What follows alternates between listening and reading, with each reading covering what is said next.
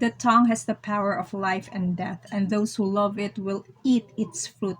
Proverbs chapter 18, verse 21. Taming the tongue, grow your speech. In this topic that I will be sharing, we are encouraged that we must be careful the way we speak to others, for it can make or break. It can uplift others, or it can also be our downfall, and it reflects on who we are. In James chapter 3 verse 10, out of the same mouth comes forth blessing and cursing. My brothers, these things ought not to be so. In controlling our tongue, we must think before we say, for we may not be able to take back what we said. So how do we tame our tongue? To attain growing in our speech, we are going to take up three case points in taming our tongue to avoid talking that is not pleasing to others' ears. What are these? First, choose your words. In Matthew chapter 12 verse 36, I tell you, on the day of judgment, people will give account of every careless word they speak, for words have power.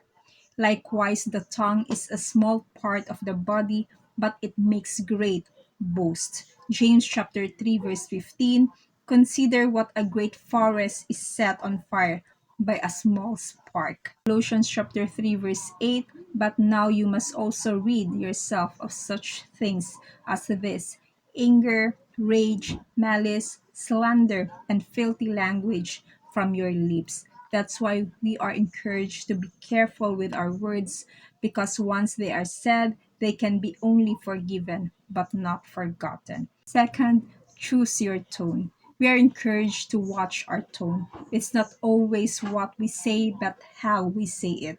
In Proverbs chapter 16, verse 24, kind words are like honey, sweet to the soul and healthy for the body.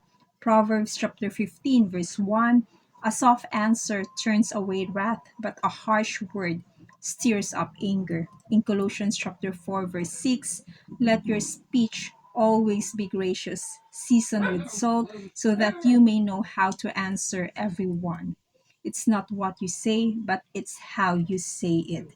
10% of conflicts are due to difference in opinion. 90% are due to wrong tone of voice. An unknown author once said, 90% of the friction of daily life is caused by the wrong tone of voice. Third, choose to think before you speak.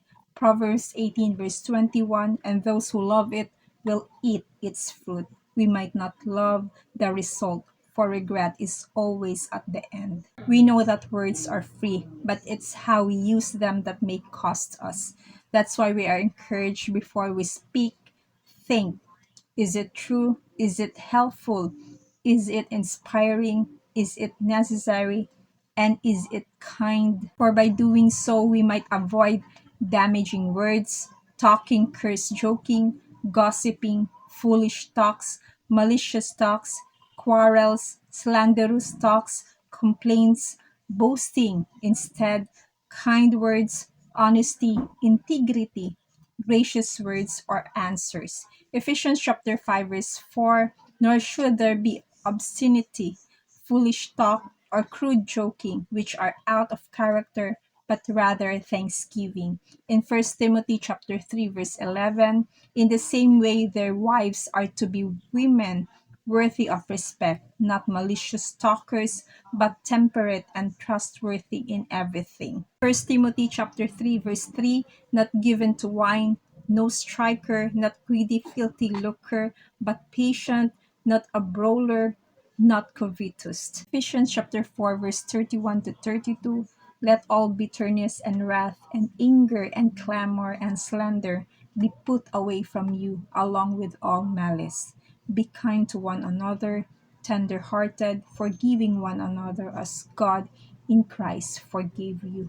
Philippians chapter 2 verse 14, do all things without grumbling or disputing.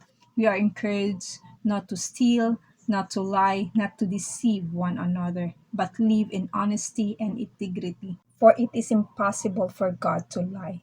He is faithful and he will do what he promised. In summary, taming our tongue so that we will grow in our speech. First, choose our words because words have power. It can make or break.